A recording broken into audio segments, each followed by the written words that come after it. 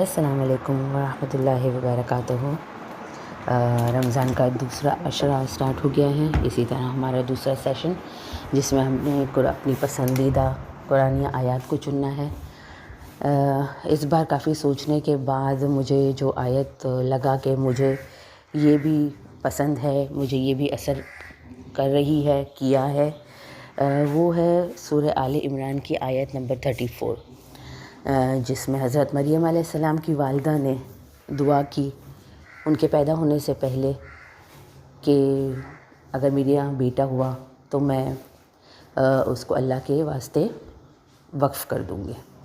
مگر جب پھر انہیں بیٹی ہوئی وہ تھوڑی سی رنجیدہ ہوئی کہ اب میں اسے اللہ کے راستے میں کس طرح وقف کروں گی،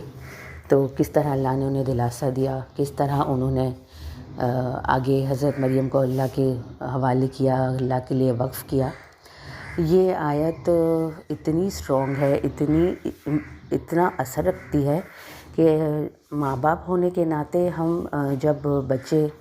جب ماں جیسے ہم پریگننٹ ہوتے ہیں یا پتہ چلتا ہے کہ آپ ایکسپیکٹ کر رہے ہو، تو سب سے پہلے لوگ یہی سوچتے ہیں بیٹا ہوگا، بیٹی ہوگی، کیا نام رکھیں گے، کس طرح کپڑے لیں گے، کس طرح کی چیزیں خریدیں گے۔ ہم لوگوں کے سب کو ذہنوں میں اسی طرح کی باتیں ہوتی ہیں، ہم یہ کبھی بھی نہیں سوچتے، ہوں گے کچھ لوگ جو اللہ کے بندے ہیں نیک، جو یہ سوچتے بھی ہوں گے کہ ہم اپنے بچوں کو کیا فیوچر دیں گے، کیا بنائیں گے۔ کوئی سوچتا ہوگا کہ ہم حافظ قرآن بنائیں گے، کوئی سوچتا ہوگا کہ ہم اس شعبے میں اس کو ڈالیں گے، اس مدرسے میں ڈالیں گے، مگر مجھے جہاں تک یاد ہے میری زندگی میں نے تو کبھی بھی یہ سوچا ہی نہیں تھا کہ میں دین کی طرف کا تو خیر خیال ہی نہیں تھا کہ کیا فیوچر پلاننگ ہوگی ہماری۔ مگر حضرت مریم کی والدہ نے تو پریگنیسی سٹارٹ ہوتے ہی بات کا سوچا، اتنا بات کا سوچا، اپنی اولاد کے بعد اپنی اولاد کی اولاد کا بھی سوچا۔ بہت زیادہ مجھے پسند آئی تھی جب میں نے یہ آیت پڑھی تھی، پھر میں بھول گئی تھی، مگر اب جب یہ واپس سوچنے کا موقع ملا کہ واپس اب اپنی پسندیدہ آیت کو ذرا ڈھونڈیں، تو اس میں یہ واپس مجھے خیال آیا کہ ہم نے جو غلطی کر لی، ہم اس وقت کچھ نہ سوچ پائے، کچھ نہ پلان کر پائے کہ آگے جا کر بچوں کے لیے کیا پلاننگ کرنی ہے۔ تو ہم کم از کم آنے والی نسلوں کو، آنے والے اپنی اولادوں کو یہ بات سکھا سکتے ہیں کہ صرف دنیاوی چیزوں کا نہیں سوچنا ہے، صرف کپڑوں کا، نام کا، کمرے کا، چیزوں کا، ان سب کا بچوں کا نہیں سوچنا ہوتا ہے۔ مین یہ سوچنا ہوتا ہے ضروری کہ بچے کو ہم کس طرح کی تعلیم دیں گے، کس طرح اچھا نیک انسان بنائیں گے۔ صرف دنیا کی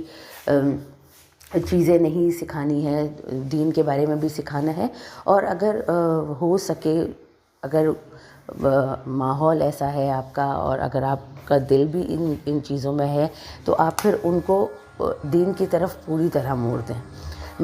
مجھے ایسا لگتا ہے کہ میں نے یہ موقع گنوایا، بہت افسوس ہوتا ہے مجھے اس چیز کا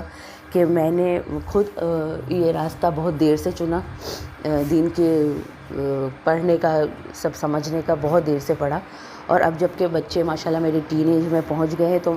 مجھے اب یہ لگتا ہے کہ ان کو اس راستے پہ تھوڑا دھیرے دھیرے لانے میں مجھے ٹائم لگ رہا ہے، بہت ٹائم لگ رہا ہے۔ تو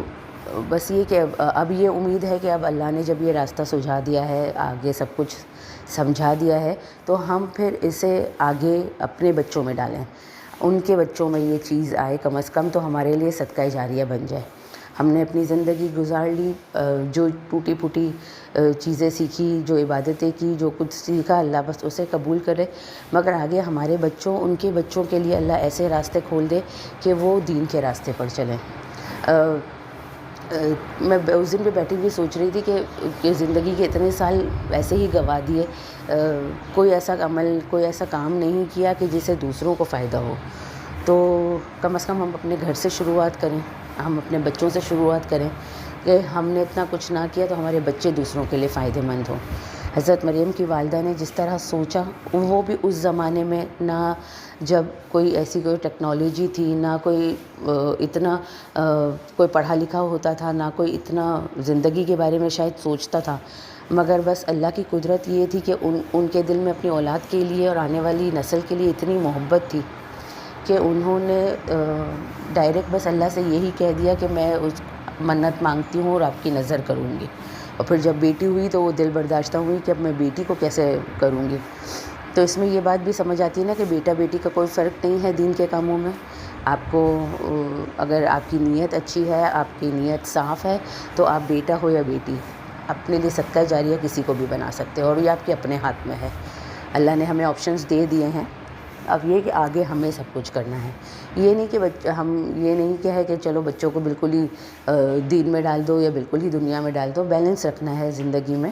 تاکہ کم از کم ہمارے مرنے کے بعد بچے اس قابل رہیں کہ وہ دین اور دنیا دونوں کے چیلنجز کو مطلب دونوں کے چیلنجز کو پورا کر سکیں.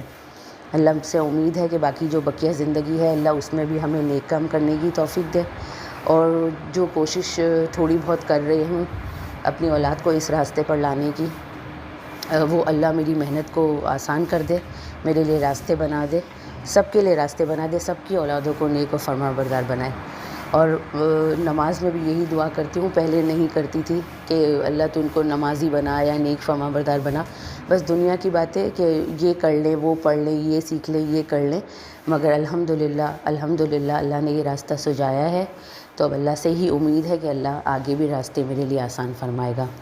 آپ سب بھی ہمارے لیے دعا کیجیے گا، ہم بھی آپ کے لیے دعا کریں گے کہ اللہ ہمارے راستے آسان بنائے. جزاک اللہ. اللہ حافظ.